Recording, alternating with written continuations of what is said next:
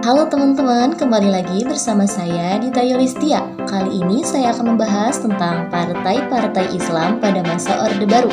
Untuk teman-teman yang ingin lebih mengetahui atau lebih mendalam tentang partai-partai atau tentang demokrasi Islam, kalian tetap pantau channel saya ya teman-teman, karena nanti saya akan membahas lebih mendalam tentang demokrasi Islam pada masa Orde Baru. Selamat menonton. Kemajuan beberapa partai Islam pada masa Orde Baru. Yang pertama adalah Partai Persatuan Pembangunan atau yang lebih dikenal dengan PPP. PPP adalah salah satu partai yang diizinkan oleh Soeharto. Ini dibentuk pada tahun 1937 sebagai hasil fusi dari berbagai partai yang sebelumnya. PPP juga merupakan kebijakan atau partai yang diizinkan oleh Soeharto untuk ikut serta dalam perpolitikan. PPP merupakan hasil dari penggabungan dari 4 partai, yaitu Partai Nahdlatul Ulama atau yang sering disebut dengan NU, Partai Muslim Indonesia, Partai Syariat Islam Indonesia, Partai Islam Persatuan Tarbiyah Islamiyah. Adapun pembentukan PPP, partai ini dipaksa oleh pemerintah, alasannya agar dapat menyederhanakan partai Islam. Namun pada dasarnya partai gabungan ini malah membuat Islam kehilangan kebebasan dan malah kehilangan ideologis mereka. Pada tahun 1984, Soeharto mengatakan kebijakan asas tunggal Pancasila. Soeharto memaksa agar politik di Indonesia termasuk PPP menerima Pancasila dan mereka harus meninggalkan asas-asas keislaman mereka.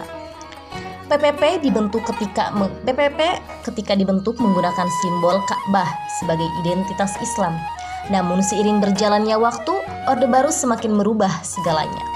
Ketika datang pemilu, PPP selalu menduduki posisi kedua karena yang pertama adalah Partai Golkar yang dikendalikan oleh pemerintah.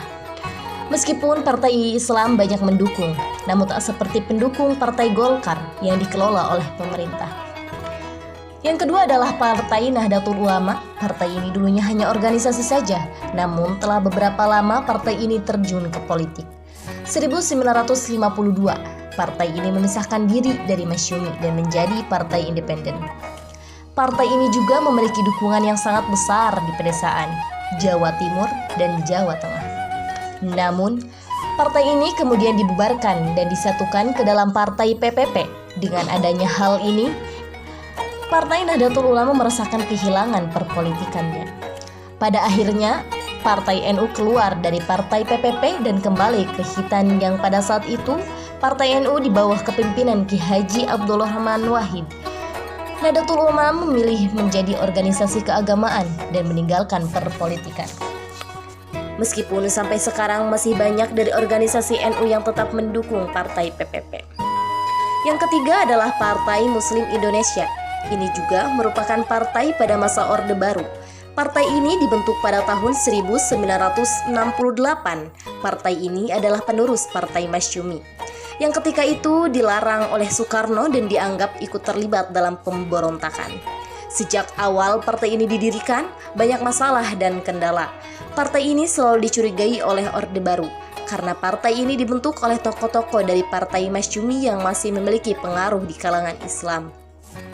Itulah sebabnya mengapa partai ini selalu dicurigai, karena partai ini memiliki hubungan dengan Masyumi. Pada awal partai ini bekerja keras agar mempunyai perhatian dari pemerintah dan berusaha menyatukan aspirasi Islam politik.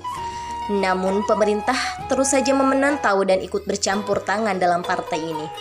Pemerintah pun menyuruh partai ini agar bergabung dalam Partai PPP seperti partai-partai sebelumnya, yaitu Nahdlatul Ulama.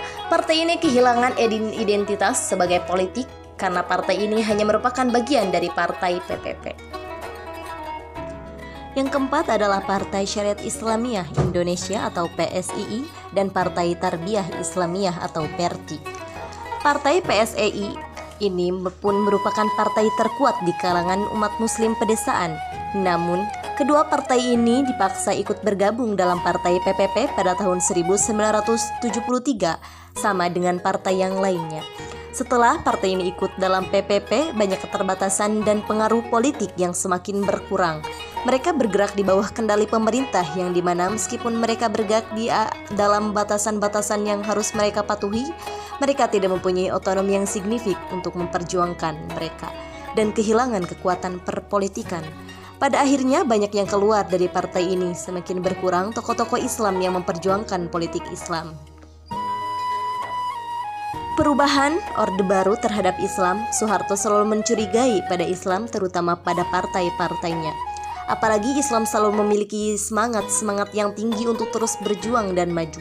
Islam yang semakin bangkit membuat mereka tidak tenang. Oleh karena itu, 1990 dengan adanya Ikatan Cendekiawan Muslim se-Indonesia, Orde Baru dan Islam semakin membaik. Soeharto mulai terbuka dan tidak curiga pada perpolitikan Islam Orde Baru. Setelah itu dia pun mendukung Islam agar Islam lebih maju lagi untuk kedepannya.